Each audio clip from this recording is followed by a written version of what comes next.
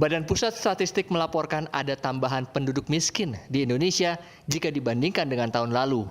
Per Maret 2021, jumlah penduduk miskin di Indonesia berjumlah 27,54 juta orang. Jumlah penduduk miskin ini naik sebanyak 1,12 juta orang jika dibandingkan Maret tahun lalu. Meskipun naik di bulan Maret, ternyata jumlah penduduk miskin sempat turun pada September tahun lalu. Kalau berdasarkan persentasenya, penduduk miskin di bulan Maret 10,14%, ini turun 0,05% kalau dibandingkan dengan September 2020, kata Kepala BPS Margo Yuwono, seperti dimuat di kompas.com. Dalam diskusi publik yang diselenggarakan Institute for Development of Economics and Finance, INDEF, ada hubungan antara kondisi pandemi, pelaksanaan PPKM, dan juga perlambatan ekonomi.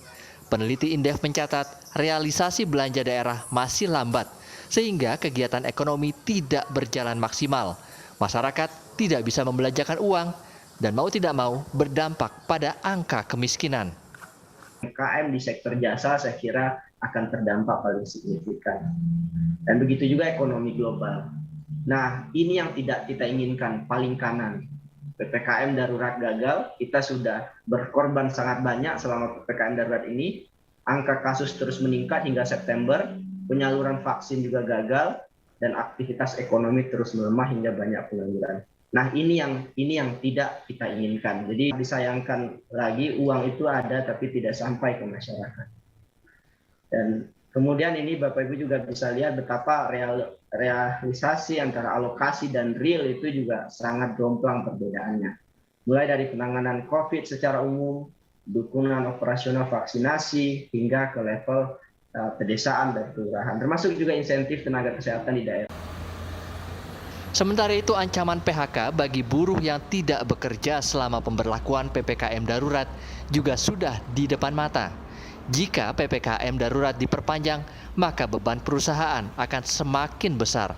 Padahal sebelumnya sudah 20% pekerja kontrak yang dirumahkan sejak pandemi tahun lalu. Kemungkinan terjadi PHK massal, saya tidak berdoa untuk itu, tapi kecemasan dan kekhawatiran tidak menutup kemungkinan. Kita tahu pada waktu klaster yang pertama waktu itu, episode yang pertama waktu itu, tidak kurang dari hampir 20% tenaga kerja, khususnya tenaga kerja kontrak maupun tenaga kerja paruh waktu, rasanya sudah diakhiri beban kerja.